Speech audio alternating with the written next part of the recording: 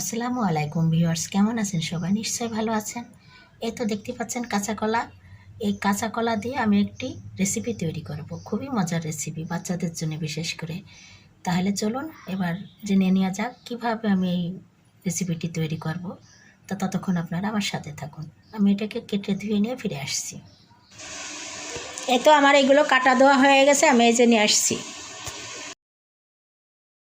Viewers, এই দেখুন আমি আজকে কি তৈরি করেছি। এটা হচ্ছে বানানা চিপস। এটা বাচ্চাদেরকেও দেওয়া যাবে, আবার আমরাও ভাতেও গরম গরম ভাতের সঙ্গেও খেতে পারবো। এইভাবে আপনারা বানানা চিপস ভাজি করে খান, 2 দিনের ভিতরে আলুর দাম কমে যাবে। সকলেই আলু খাওয়া বন্ধ করে দিন, দেখুন আলুর দাম কীভাবে কমে যায়। এই তো এইভাবে লবণ, হলুদ, মরিচের গুঁড়া, একটু ভাজা জিরের গুঁড়া দিয়ে মাখিয়ে নিয়েছি। তারপরে সরিষার তেল দিয়ে এইভাবে আস্তে আস্তে জালে ভেজে নিয়েছি অল্প অল্প করে।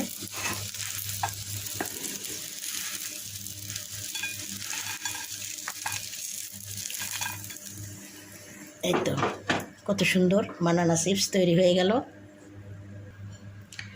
কেমন লাগছে দেখতে? দেখতে যেমন সুন্দর, খেতেও কিন্তু দারুণ। এভাবে আপনারাও নিজেরা বাড়িতে তৈরি করুন, নিজেরাও খান, বাচ্চাদেরকেও দিন।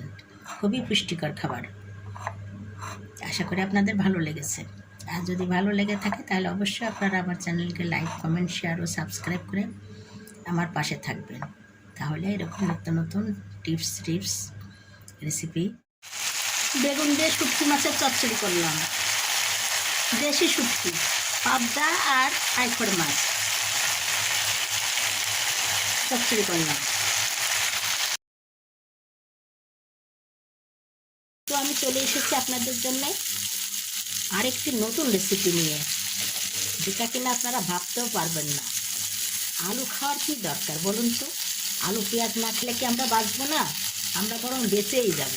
দেখেন তো কত সুন্দর গাজর দিয়ে আমি সিম কেক ফ্রাই করেছি, দেখতেও কত সুন্দর, খেতেও কত সুন্দর।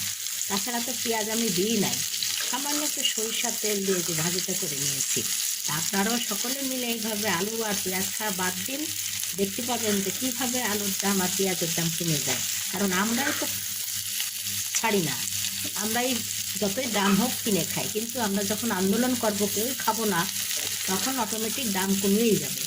কাঁচামাল এটা আর ঘরে রাখা যাবে না, পচেই যাবে।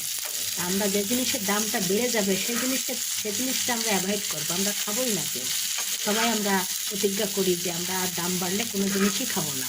অটোমেটিক সেই জিনিসের দামটা কমতেই বাধ্য। চলুন আমরা সবাই একসঙ্গে এক হই যে আমরা আর দাম বাড়লে কাঁচামাল কিনবো না, খাবো না। আর আলুর পরিবর্তে এইভাবে গাজর, পেঁপে, মূলা এগুলো খান। এতে আপনি স্বাস্থ্যও ভালো থাকবে, আপনার ওজনও কমবে, আপনি সুস্থও থাকবেন।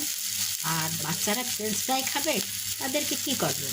এইভাবে গাজরকে লম্বা লম্বা করে কেটে নেবেন, একটু ভাপ দিবেন, তারপর একটু বেসন গুলিয়ে ডুবিয়ে ভেজে দেবেন। বাচ্চারাও খেয়ে নেবে মজা করে, বাচ্চাদেরও কোনো ক্ষতি হবে না, বাচ্চারাও পুষ্টিকর খাবার পেয়ে থাকবে।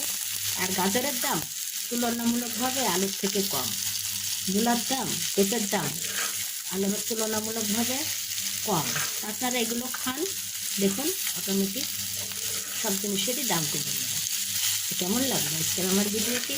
নিশ্চয়ই ভালো লেগেছে।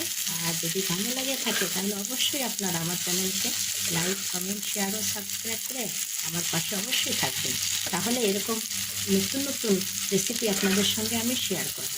তাহলে আজকের মতো বিদায় নিচ্ছি। আল্লাহ হাফেজ।